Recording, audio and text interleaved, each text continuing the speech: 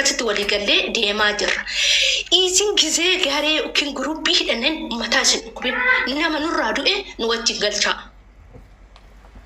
Nu wajjin hin galchaa kaa. Tokko beekna ammoo kan maqaa ishidhaa micoota naatillee tokko isaanii beekna.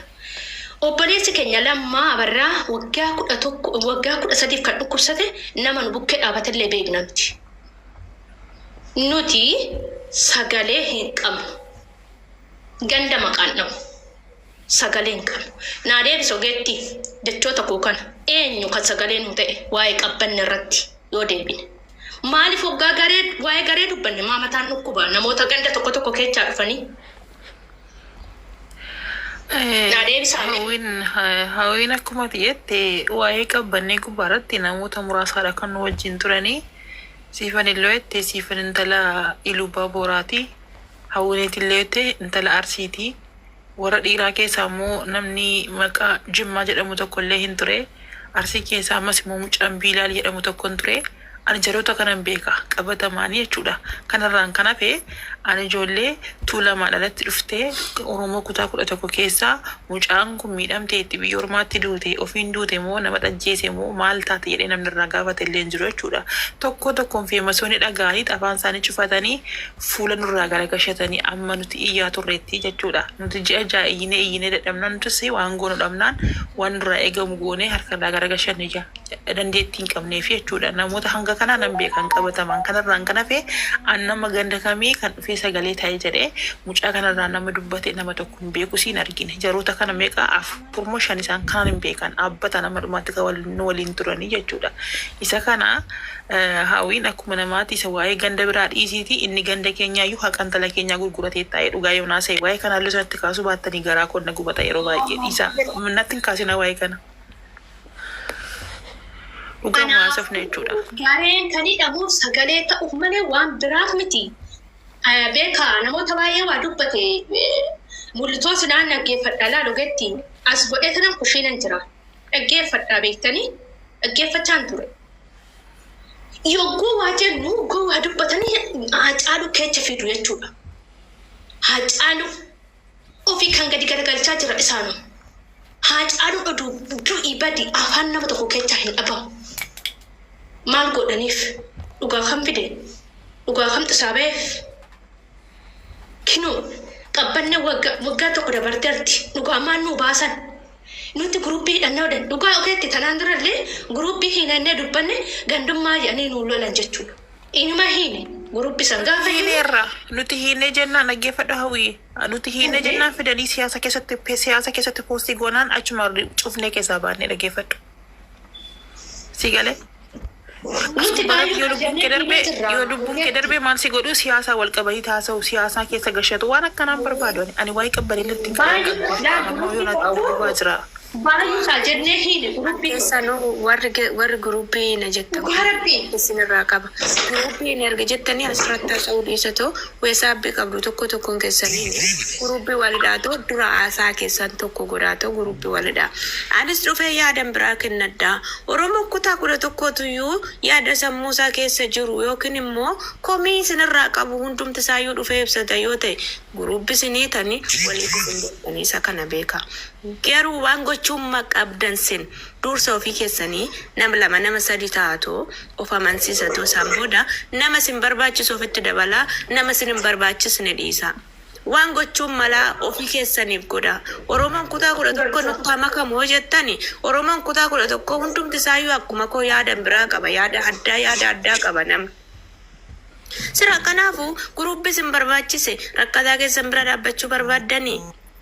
Sin barbaachisa waan ta'eef anas na barbaachisa waan ta'eef hidhaatoo nama gaarii nama yaada qabu ofitti dabalaa dhiisaa bakka ani namta hundumti isaa yaada addaa kennate sin aarsuu danda'a anarree aarsuu danda'a hundumti keenya yoo beekadha yoo jenne baay'ee wal miina kakkoo waliif gaachana taanu waan ta'eef walii gaachana taana shaadhoowwan koo isa kana asirratti dhiisaa hundumtu kan yaada kennata waan ta'eef wal aarsitu.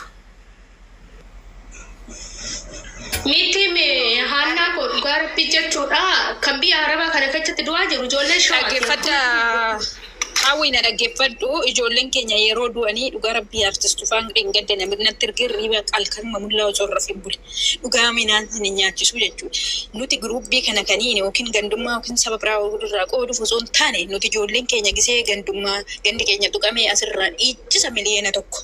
Gisee namni du'e garuu nama tokko nama sadii kutaa biraatti dhufee reeffa keenya galchaa jira. Kuni maaliif ta'e ol gurfannee ol deeffannee guruubiin nuti dhiine kana immoo dura tigistii luufaa midhaan hidhan. Hamma garuu warra hojii yookiin mana uffata suuqii nagadatu midhaan osoo hin taane biyya ormaa keessaa kaawwii akkaanaa kookeetii nama nan galchee bakka hundatti Dubaayii keessa nama rakkateef ni taati. ID qabdii mana kontiraata madaam shigisee barbaaddee hiyyamtiif jechuudha. Biyya keessaa immoo naggasaafaa warra bibilchaataa waan galchineef biyya keessatti yoo ergannirree deebi'ee immoo biyyuma hambaa keessatti dillaala biyyaatirree nu qunnamsiisanii ijoolleen keenya yoo dhabame akkamitti akka dhabame jennee ijoollee rakkoo qabu isaatti dabarsinee isaaf furmaata nuuf kennuuf malee yookiin nu birrii achitti walitti guuruu miti. Birriin hin jiru sagalee qofa marii qofa. Wanti aniif hawwii furuu dandeenya ta'e tokko naggasaaffaan biyya keessaa nu gargaaranii aniif hawwii furuu dandeenya jechuudha. Waan ogeetti furtu haa ogeetti fi seenan furuu danda'u jechuudha. Mi'aatillee furuu dandeessa. Waanuma xiqqoo tanaaf du'aa keenya meediyaa guutuun du'aa keenya bichaas akka hin taane lafarratti gadi qabnee ijoollee keenya hojjanna. Du'aan keenyas akka olii gadi hin bibittinnoofne namnis akka nuuni naasofne nuti yoom tokkummaa godhannee akka namaatitti du'aa keenyas dhukkubsataa keenyas fayyifannaa saba keenyas gargaaramna. Mee amma sabni bira yeroo kutaa biraa keessaa waa tokko ta'e akkatti gargaara dargitanii tokkummaadhaan karaa giiftitiin karaa garaagaraatiin keenya garuu sabni sagalee irree hin argatu ajandaan nurratti ba'a jechuudha. Du'aan keenya du'e ijoolluma kutaa teenyatuyyuu walitti miqqanyaa'ee ajandaan nurratti baasa. Kan ammoo wallaalaa keenya walitti qabnee wanta akkasiin irraan barbaachisu obboloota koonnee dhiironni haa gorsanii warroota dhiiraa walitti fidnee jechuudha. Malee waa biraa miti. Kun guruubii yookiin ganda ofirraa dhiibuu yookiin gandummaa yookiin kutaa miti. Maaliif yeroo hunda reeffi namaa hafuura dhufameetu magaalaa keenya kun nama tajjeesee ofiin duutee midhaan kanatu burjaajjee akkasiitiyyuu haadha biyyarraa rarraasaa. Nama du'eefaa hin jirti jedhanii biraa gabba'amanii maatiin nama ofii isaati guyyaa isaa ga'ee du'erree nama tajjeese jedhanii anuma ragaan qabne kana nu burjaajjechu. Wantoota akkasirraa akka bilisa ta'u namni tokko oduu akka miidiyaarra hin baasne keessan ni dandeenya yoo ta'e humna keenya ol garuu yoo ta'e nama dhabnee jechuudha. Biyya san keessaa hin baasii midhaan dhabne tokkummaadhaan miidiyaa irratti baasnaa jechuudha. Nama dhukkubsates nama rakkatee jiru. Kana malee waa biraa yookiin gandummaa miti. Safara keenya ol qorannee lokashiin olitti ergachuu paaspoora olii ol bira ol kaawwachuudha. Kanaan ala wanti biraa qarshii olitti guurii ani alaafin taa'e midhaan hin jiru achi keessa. Maaliif yeroo hunda hin argitu waan ta'aa jiru mataan dhukkubaa jira. Micoota kitti galchuuf ji'a lama guutuu maraachaa turre gisee qabbaneessanii zariyyaa namni micayyoo san lubbuu dabarse hin shakkamne namni micayyoo san lubbuu dabarse hin dubbatamne kan raggatame kutaa keenya. Guddataa reeffa kanaa kan qaalee galchee dhokse jennee ani guddataa mataa kiyyaan ji'a tokko larrabse. Jawusaa ji'a tokko larrabse. Ijoollee kutaa keenyatiyyuu qeeqqame malee warri hajjeessu sun hin qeeqqamne. Hinni kun yoo lafarratti shokkummaadhaan. Akkuma isaan misxiraan lafa jalaan lo'anii ijoollee keenya awwaalaa jiran nurree misxiraan lafa jalaan hojjechuuf qophiidha nu. Dhugaa rabbii eenyuyyuu sodaan. Kun immoo wanti gandummaadhaa maal jette gadaa galabaxamtu nu keessaa baatu dhimma hin qabnu. Nu tuullama taatee warri gandummaattan deema. Isinis boruu ni rakkattu. Haati dhiiraa rakkachaa jirti biyya keessa nama meeqa dhabamee nama meeqa firiijii keessa ta'a. Haati itti wallaallamtee abbaan itti wallaallame sababa ittiin duute wallaallame. Meeqatu jira dhugaa rabbii ijoolleen baadiyyaarraa dhufan meeqa firiijii keessa jira. Kan kana furmaata taalaannu isin jenna yoon dogongore dhiifama. Gandummaa keessa miti yaadni keenya nuuf ta'ee jira warri isin hin taane immoo dhiisaa. Baa keessa rakkoon qabu. Inni kun baay'ee bareeda. Ani sirraa hin fudhadha. Sababni isaa wanni of eeggannoo gochuu qabdan maalidha seetanii uummata Oromoo isuma dhugaa warri miidiyaa kanarra jirtan. Ani yoo tokko jedhee odoon baafadhe natti furaan jedha waa'een uummata Oromoo. Namni haadha ofii qabu, namni miidiyaa fayyadamu daqiiqaa keessatti waa tokko dhaga'ee waa tokko suurri isaa bira ga'e suurri nama tokko miidhame yookiin namni tokko ani boqadhe ani du'e miimmin ergan du'een booda maaltu miidiyaa irratti sin baasisee footoo koo meestii isa kana gaafii naa deebisa. Maallaa godhuudhaaf na dandeessu taananii na galchaa hin dandeessanii mana kunturaatan jira taananii hojjisiisuun gootu dirqama mataa ishii qeensa miila ishiitti qabdee hanga rifeensa mataa ishii rarraasanitti dirqama na galchiti waan ta'eef jechuudha. Haalaan hojjedha yoo ta'e immoo hin baasin hin jira biyya kamiyyuu ramadame jechuudha. Ani akkam beekutti. Imbaasin biyya keessa jiru keessatti iyyattanii miidiyaa irratti gashuu ni dandeessu. Isayyuu keessan footoo ergitanii fi haati ni jirti, obboleetti ni jira. Ani na dhukkuba dhugaa namoota baay'een ni bukkee kooti goddanyoonni koo akkasuma obboleettiin koo biyya Jordan keessatti kan bukatte footoo shoodoo gadi hin bahin kanan galfadhe. Akkasuma masii asheetu biyya kana keessatti kan bukatte akkasuma ijoolleen Beerut keessa jirru tokko keessan keenya ni beenna. Amma mitti akka galte. Sila kanaafuyyuu wanti gochuu qabdan maal seetan gochaani malee jechaan footoo laxxaftanii miidiyaatti hin guddifannaan ani isinirratti arguun barbaadu ergan sinitti makame jechuudha. Waan gochuun mala gochaan. Siniif danda'ama taananii argisiisu. Odoo haati ilmoo sanii odoon haati koo odoon boo'inaan mimmiyyoon du'e. Jechuun gaafa na ladhuun du'e waan ta'eef amma kana odoon du'e wanti sinaa gochuu qabdan haati koo akka bo'aa hafne siniif danda'ama taananii odoo footoon hin laxxafamin. Kusachaan jiraachuu danda'a, bashitanya kan jiraachuu danda'a, shukkaar bashitaatu jira, damfgeeti jira, busu nagaraallee jechuun namni dhibeen gizee namni haare kan yeroo haare kan bakka itti uduu jechuudha. Isa kana waliif yaada. Sinnuti garuu daqiiqa keessatti footoo walii ergine, footoo laxxafne, abalukkas taate hin koo waan ishiin ittiin duute yookiin immoo rakkoo ishiin irra ga'e nama sanirra hin beeknu. Akkasuma obboleettii boqattee jirtu kan galee biyyeen qammaste obboleettii kana maqaa ishiin dhayin har'aan jalqabdanii dhugaa rabbi. Nama dhukkuba nama madaa qabutu madaa namaa beeka. Baay'ee nama gaddisiisa. Odoon dhugaa obboleettii kootii ba'ee jiraadha hin jedha obboleettiin. Haati odoon dhugaan ilmoo kootii hin ba'ini biyyee keessatti makadhe jechuu ni dandeessi. Eenyumtuu odoo isinirra ga'ee akkam akka nama dhukkubuu ni beenna. Ani nan beeka akka kootti. Akkama obboleettiin koo akkamii galgala taasee sanbata taasee hojja duree boqattee jedhamee yeroo footoon na argamu akkama akkaan itti dhaga'amu galgala taasee narra finaan jettee yeroo na biraa deemtutti hojja duree garuu odoon reebaan ka'ini yeroo naaf ergamu nan gadda. Isa kana madaa nama qabutu namaaf naa malee namni madaa hin qabne yoo footoon nama sanii fuudhee deeme Facebook irraa jalqabee hanga macarrashaatti ara waaqa sinuume sodaaddaa. Gochaan argisiisaa dhugaa. Isa kanaanis waliin hirmaadha. Garuu isa kaanii simbiran jiru. Isa kanarratti baay'ee si waliin hirmaadha. Guubazii taatanii reeffa keessan galfachuuf, rakkataa keessan gargaaruuf, kan dhukkubsate yaalfachuuf ani simbiran jira. Garuu footoo laxxaftanii footoo kana achi godhaas hin jettu taane ani simbiraas zeeroodha memminisa dhugaa sinin jedha. Eenyumaan hin jaaladha eenyumaan hin kabajaa dhugaan koo. Mimmi koo sirriidha galatoome dhugaa dubbachuufi amma fakkeenyaafi mucaan kun mucoochi sana dura kan isheen boqotte ollaa kiyya garuu keessaanii maatiin maallaqa mataa keenyaa hin baamna mucoo kana nu gashaa jedhaniin warra ishiin madaamii biratti duute garuu madaamii biratti duute amma irratti ji'a lakkoofsise madaamiin wanti ishiin jette bakka bu'ummaa fudhatte bakka bu'ummaa naa kennaatti bakka nan gashaa bakka bu'ummaatti erga bakka bu'ummaa fudhatte garuu amma yoonaatti maatiin iyyanii rakkachaa jiru. Engaddaa gaafa mucoo ishii kana awwaalee gaafa biyyaa dhufu barri turatti na eegani. Ollaa kiyya mucoo ishii kana immoo harka nyaachaan ture maatiidhaas akka maatiitti waliin jiraachaa turre. Garuu maal godhanii as deebisanii wanti isaan achi keessaan finnadhanii eejensii deemnadhanii waan lafa isaan seenin hin jiru. Garuu amma yoonaa ji'a lakkoofsiseera. Mucoon kuni akkaataa itti ishiin duute hospitaala ishiin jirtu ammamaatti wanti barame hin jiru. Kana gochuudhaaf immoo jennaan hin gadamu waliin mana kiyya dhufee jennaanii waan kana gochuufi anamma sagalee nan ta'a.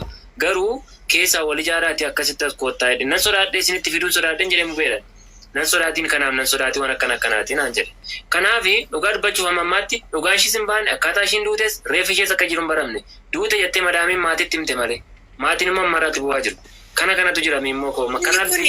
Maatiin erga dhaga'e micayyoon suni ejensii biyyarraa dhuftee inni qabdi isa tokko jedha. Akkasuma dallaalaan biyya ishiin jirtu hin beeku biyya ishii jirtu dallaalaa yookiin immoo embaasiin ishii fide biyya san keessa ni jira.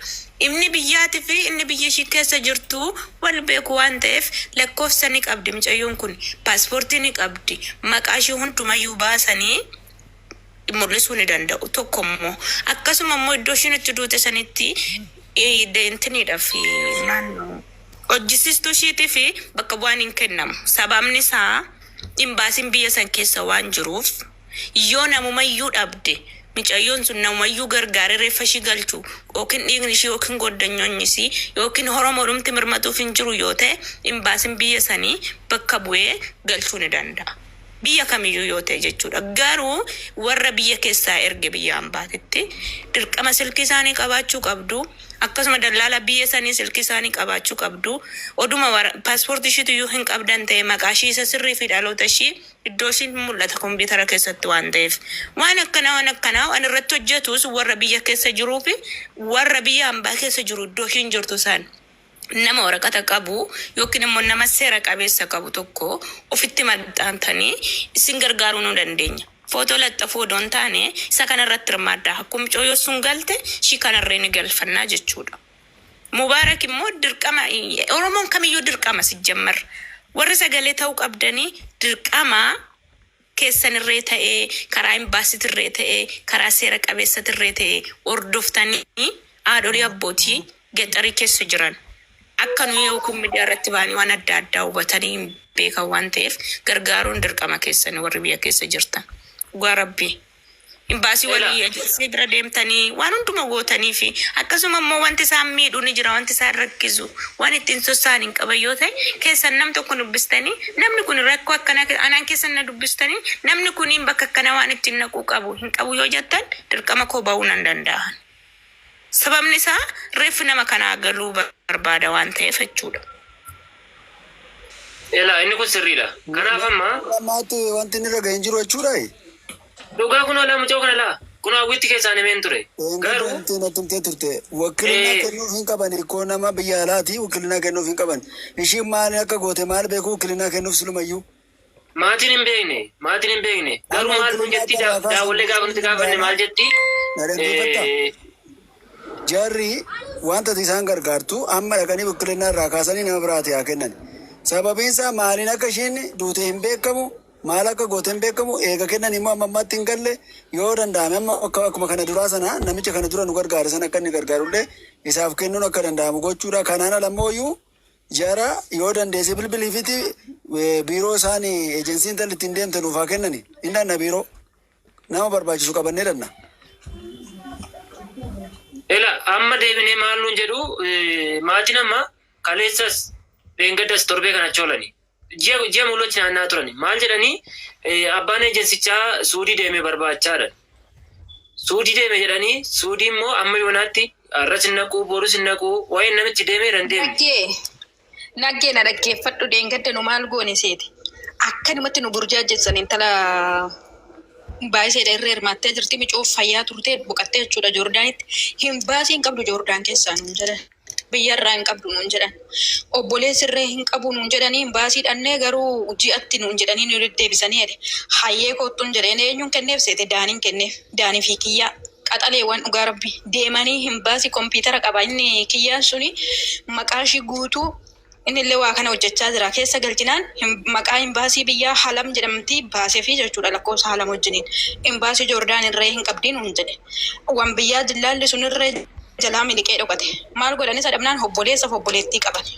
Qabsiisnaan bakka inni jiru himanii dura barbaacha mucayyoo dhufe jedhanii.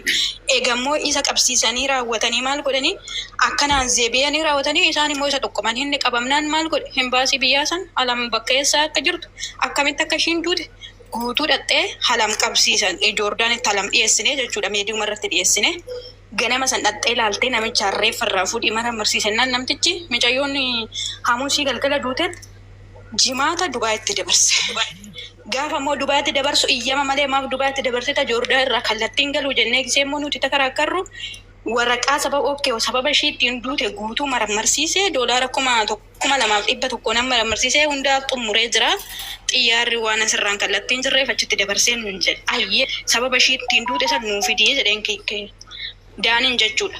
Kan ishiin ittiin duute san poostaadhaan daqiiqaa takkatti maree poostaadhaan ergee warra achitti hiikkatanii afaan arabiffaatiin inni erge san afaan keenyatti jijjiiranii hiikkatanii dheengadda galte mucayyoo sun jechuudha baasii tokko malee.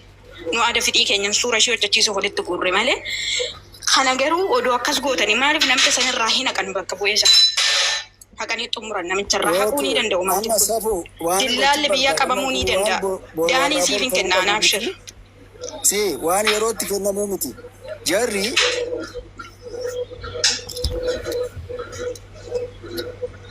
Asa guddaa daanii lakkoofsa daanii naggeessiifin kenna akkasitti xumura. Ejensi sana gara wajjiniin nannaa dhaqnee libshaatti kaafnaa akka hidhaman goona bakka. Yoo jaratti lamaasa sadi hojjettoonni hidhamanii namichi yaada isaa dhufee kenna. Maatii isaa bakka jiran himu waan ta'eef. Hojjettoonni yoo hidhaman maatii namichaatu qabama bakka hallaqe. Kanaafuu amma kana gargaaruu qabnaa yoo danda'ame jara bilbiliifiti bakka isaan jiran akka waan isaan keessa jiran hubadhuuti naa bilbili. Na biraaru daqiiqaa kun asii amma daqiiqaa lama hin deemuman. Maaliif mucoo kana jechuudha dhugaa dubbachuu fi akka maatiitti wajjin bula dhuunaa waliin jiraanna turre. Akka ishiin deemte iyyuu quban qabu. Erga ishiin duute immoo keessaan finnadhee kun hawwiitti illee haasa'in ture. Dubbii kana keessaan dhuma jennee erga dubbii kana ni goone maatiin silkii biroo goote. Ansi garuu immoo silkii mucaan hojjeta. Naggee hatimaa gowwaata namtichi hin dhufne akkamitti oduu haadha abbaarra mallatteeffatee furmaa hin fudhatin akkamitti nama tokko barbaadu deeman dillaalaa ta'e hin deemu amma haadha abbaa mallatteessifu hin sobaachi keessatti miliqina qabsiisu. Oodhaan ammasii kennaa lakkoofsa gara tiiktokiitiin lakkoofsa daanii dhaqii dawwalii fi safuunnaa kennee akka mucayyoo joordaan sanitti boqotte sunillee jedhin sababa ittiin boqotte barbaanne daqiiqatti sii xumura makiinaa isaatis si bira dhufa bakka barbaaddetti dhugaa rabbi baasii tokko malee. Wali sookoo adaamadhaa deemee too'essa dhaqe seete. Finfinnee dhaqe finfinneedhaa dhabnaan maatii dhaqe dhugaa rabbii mucaasu. Liibirra odoo jirru. Viidiyoon nutti beektee Amma olteen bulini ante olteen bulini waan gootu godhi naa bilbile amma ani nan baasirraayi. Asirra teenyee intini gochuu qubaa bu'aan qabu jara bilbiliifiti biiroo jaraadha na bakka. Wanti dhufu hin jiru jarumaa bakka jiranitti humna barbaachisu achuma qabannee federaalli hin jira poolisiin oromiyaa hin jira. Wanti qaamni nageenyaa hin jira waan ta'eef nama du'e irratti qoosuun ji'a tokko ji'a lama teechisuun seeraan ala. Amma immoo akka durii miti wanti hundumtuu salphaadha. Yoo iyyatte illee namni si dhagaa beektam. Magaalaa Finfinnee keessatti akka durii hin jettu bilbiliiti deebisinaa bilbili. Kanaaf rakkoon hin jiru. Silkii ishii moon hojjeta. Gaafa dura silkii ishii maal jettee poolisoota harka jiraa silkii ishii jette. Deeftee ishii moo ofii silkii cakkaafti. Du'uuf jiraachuu ishii iyyuu. Naggee na dhaggeeffadhu sittan hima.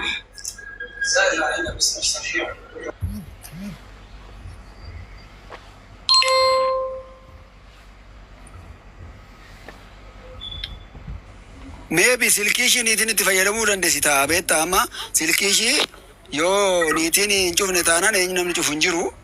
Maybe niitiinuma harka jiraachuu danda'a beektaa. Madaamii mashii harka jiraachuu danda'a. Sanas ta'ee kanas bakkuma barbaadanii haa fuudhanii duute eega jedhanii itti bilbilanii maatiitti himanii ejensiin ishiin ittiin deemte ragaa guutuu qaba waan ta'eef qaama seeraatiin to'atamuu qaba. Hawwii haa inaan jedhi wasaabbii wayin sirratti erga hin ergitaaf hin aggeedha.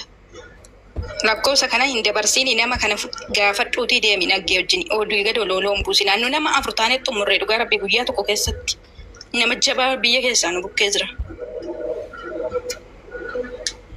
Kuni shira qaba akkamitti oduu haadha abbaarraa mallattoo bakka bu'ee fudhatiin akkamitti saawudii deemee tasaaffara inni beekatiin qabsiisu dheedhe uffatee sobee saawudii deeme maal jedhee guyyaa mucayyoo fixaa jira. Beekaa godha yookiin immoo ofii miidhanii iddoo tolfachuufi jechuudha. Maaliif tiktook irraa inni furmaanni tokko ta'u hin jiru? Kanaaf furmaanni hin jiru. Kanaaf dhugaa dubbachuu baay'ee rakkoodha. Uummanni keenya kanumaa fi kan nuti amma yaadni tokko illee yoo qabuyyuu kanatu jira. Kana kan immoo fakkeenyaaf keessaan hin finna birri baasii mataa keenyaatiin finna hin gashanna mucoo kana nu gashaadhanii eejensii meeqa naannaa turani. Mucoon iyyuu ndagana mindaa ji'a 4 biraa qabdi. Erga deemte ji'a 8 mucoon kun.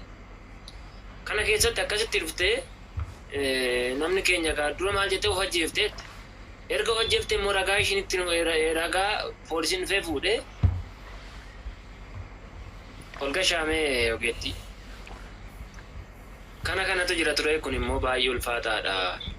Hawwii wasaabbii kee hin qabdii naggee hawwii haayi naan jedhi wasaabbii lakkoofsa ergitaa fi naggeedha. Anchi hawwii. Biraan jirtu ta'a rakkoo miti. Onni marraan argi kaayyoon jedhu irraan argi safu haa isin jedheen ture nagga isaa dhaabisii barreesseen ture. Kanaaf mimi. Ammala wanti salphaani inni isinillee guruppiidha kan jettan guruppiin barbaachisaadha. Waa'ee guruppii yeroo biraa irratti haasa'amuun ni danda'ama wanti ni barbaachisuufi kana duras guruppiin akka kireet godhamu sitti himeen tureen hin barbaachisa. sagalee ta'uudhaaf nama gargaaruudhaaf barbaachisa waan biraatiin miti. Oduudhaaf utuu hin ta'in namoonni lafa nu barbaachisutti waan argachuu qabnu akka argannu nama nu deeggaran. Amma miidiyaan kun waan gaarii itti fayyadamte nama beekuu hin dandeenye karaa miidiyaa kana argachuu dandeessa. Nama argachuu dandeessa. Silkiisa argachuu dandeenye nama karaa miidiyaa kana argachuu dandeessa. Kanaafuu wantoota akkasii irratti itti guruppii yoo godhatte haala salphaatti wal argachuu dandeessa. Waan ta'eef guruppiin rakkoo hin qabu. Amma isa yeroo biraatti irratti haasa'ati ginaggeenna tamma haasaartu kuni waan qoosaa miti waan yeroo itti kennamu miti yoo danda'ame lafa ejeensiin sun jiru dhaqameetoo gaafa ergamu gaafa jarri sun ergani ragaa qabu waraqaa itti laatame qabu waan ta'eef waraqaa sana qabatanii amma ejeensiin sun illee shagamutti gochumuu hin danda'ama waan ta'eef na hubachiisi naa bilbili.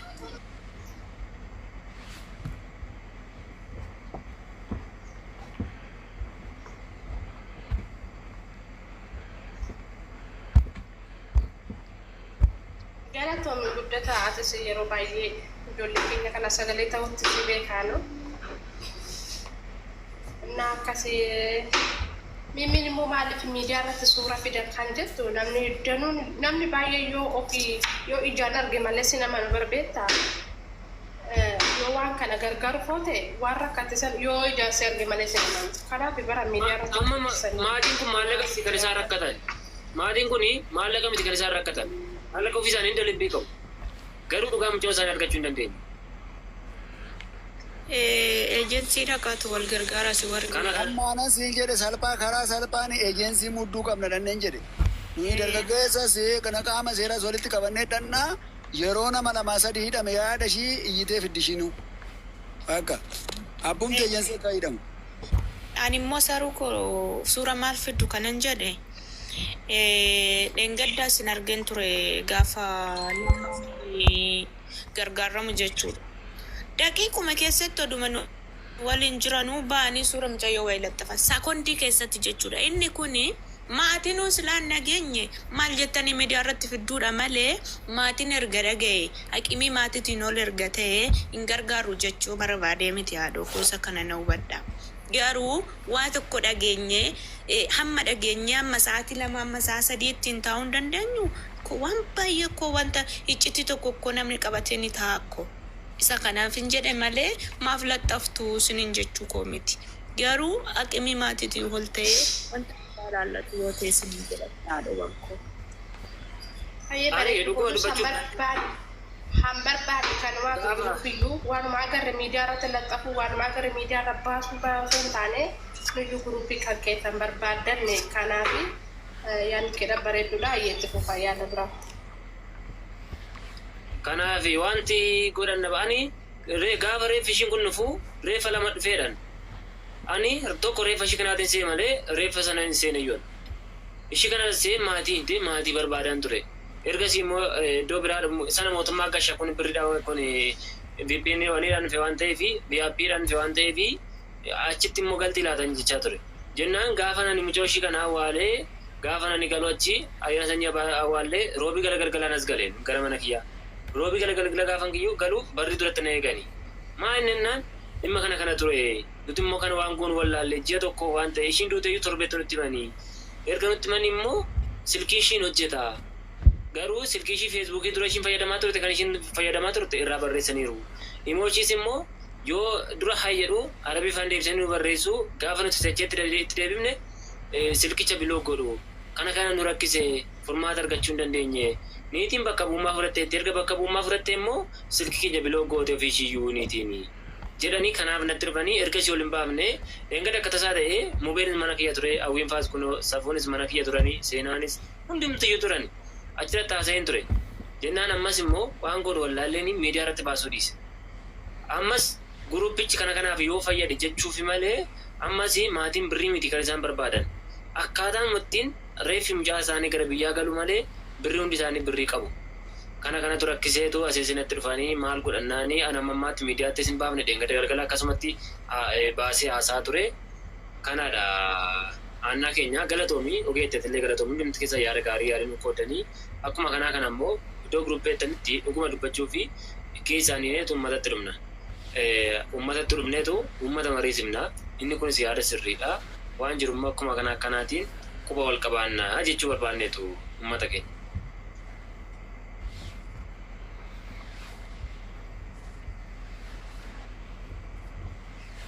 Ay, dubbadha.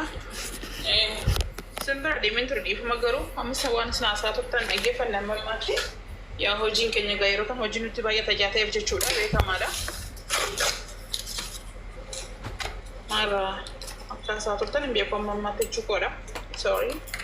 Maal ture beektaa? Mucaan sun amma yoona dhaggee waa tokko wanti furmaanitti kenname hin jiru. Wanti furmaanitti kenname hin jiru.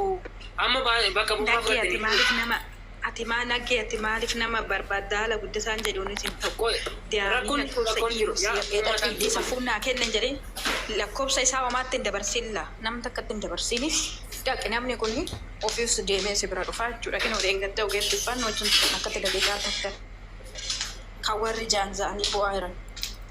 Bakka barbaaddetti dhufanii. Sirriitti lasaallee keessa beeka.